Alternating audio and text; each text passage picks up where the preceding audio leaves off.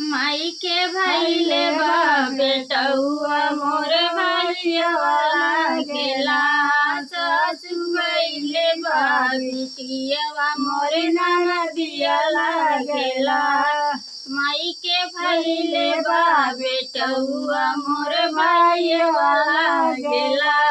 सासु के भैले बा बिटिया मोर ननदिया लागेला।